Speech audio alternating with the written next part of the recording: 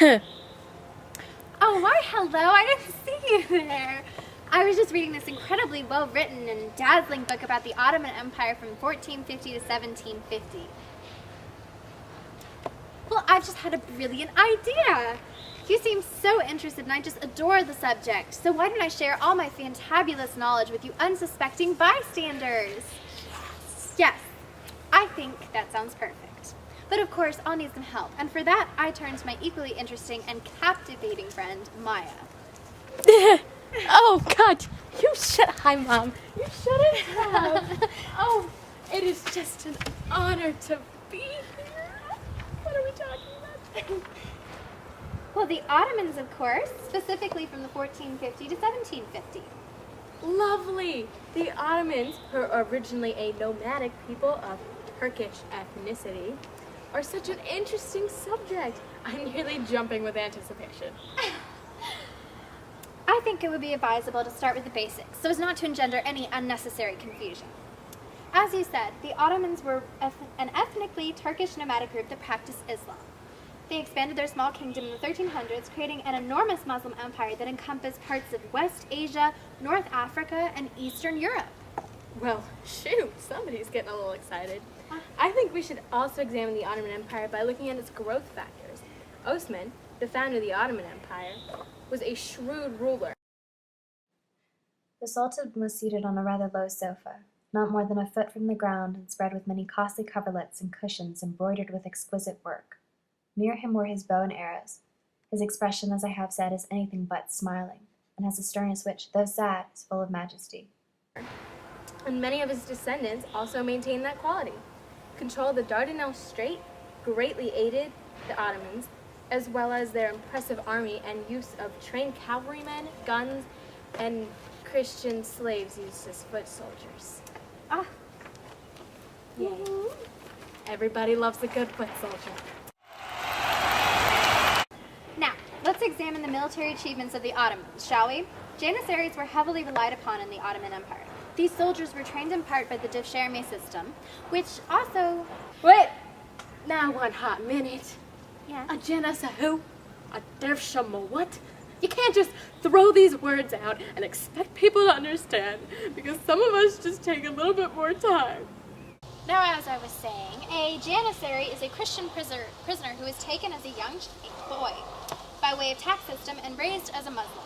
His education was mostly military-based, so it was best to prepare him for his service as a foot soldier. These Janissaries also swore direct allegiance to the Ottoman Sultan, so as to avoid any differing political or religious conflicts. As for Devshirme, that is the system that enforces this tax on young Christian males. Many parents purposely enlisted in this system, even if they were not of Christian faith, in order to secure a good education for their sons. Some particularly intelligent young boys were then given occupations within the political arena instead of the military when they grew up. Well, the Janissaries, what made them so special? Well, the Janissaries were loyal to the Ottoman Sultan directly. They were obviously well-trained military in order to protect their leader. Their superior military training and wholehearted allegiance made the Janissaries the most effective military body in the 15th and 16th centuries.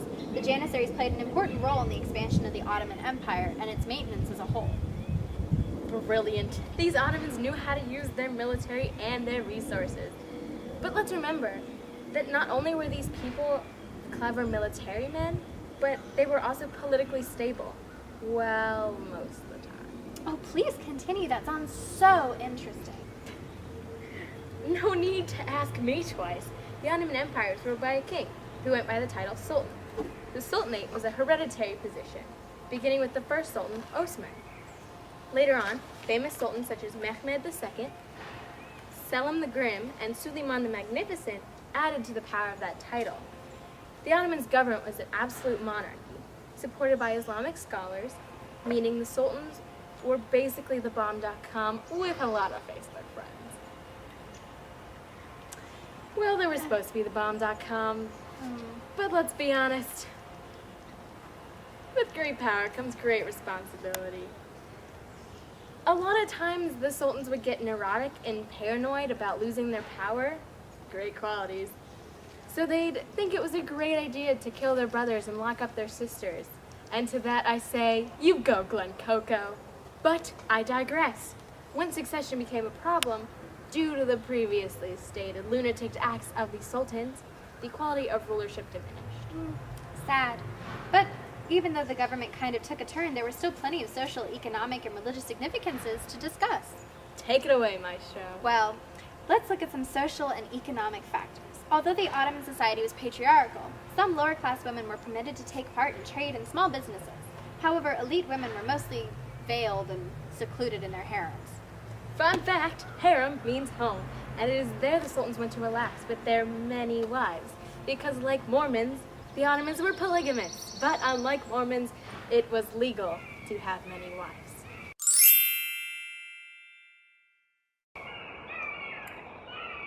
Anywho, slavery was also part of the Ottoman culture. However, it was very different from the cruel and horrific Atlantic slave trade we know and love. The Ottomans participated in the Islamic slave trade, and the African women were mostly sold as slaves to stay at the harem and help out. You know, their responsibilities were primarily helping out with the sultan's kids, cleaning up the house, and entertaining the sultan on weekends. Entertaining. Fun fact, after Constantinople was conquered by the Ottomans, the name was changed to Istanbul. Take that, European Christians! That's embarrassing. And it became the Ottoman capital. Now, one must remember that the Ottomans practiced Islam, so their empire was primarily Muslim. When they captured Constantinople, they added minarets to the Hagia Sophia and made it into a mosque. But Islam didn't just have an effect on the architecture. Islam united the whole Ottoman Empire. Islam affected government, military, and social structures. But what about other religions in the Ottoman Empire? I understand that the Ottomans were Muslims, but did they tolerate other religions, or were they intolerant? Well, because the Ottoman Turks were Muslim, their religion and culture required them to be accepting of all of their monotheistic religions and other ethnicities. There you go. Thank you. However, even though there was religious tolerance, it doesn't mean that there was total equality. So you're saying that people of other ethnic and religious identities were accepted and tolerated, but there was still some sort of divide between levels of power? Exactly. But keep in mind that everybody was, for the most part, happy. There were no acts of violence against non-Muslim or non-Turkish people. Well, isn't that uplifting? Very uplifting. But all great things must come to an end, and so must the Ottoman Empire. From 1585 to 1650, the Ottomans faced a crisis to their military state. Rebellions began to arise in Anatolia, occurring because of numerous factors. Some of these factors included high taxes, religion, and land-holding issues. In addition to peasant revolts, the Janissaries gained political power and established the Janissary occupation as hereditary. Because of this action, the devshirme system was abolished. We can speak. Yay! Not only did military crises occur to bring down the Ottoman Empire, but so did economic change from 1650 to 1750. Suleiman's family's genius idea of killing each other weakened the role of sultan. Rebellions were also detrimental to agriculture because farmers were too busy revolting instead of farming. Like Patrona Halil. Exactly! The Ottomans also lost control of sea power to the Europeans. You can basically think of the Ottomans as having two polar opposite enemies. On the western side, the Europeans were passive-aggressive and in defeating the Ottomans by taking their trade. But on the eastern side, the Safavid Empire was a little bit more aggressive, and they pressured the Ottomans in a more physical way. Yeah. Fun. Everybody loves a war. No. So they pretty much fell apart after that. Yep. No fireworks. Nope. No mind-blowing party. Nope. It would seem so, unfortunately. Because fireworks are awesome. I'm not a pyro. I'm thinking we can finish this off with we cannot speak.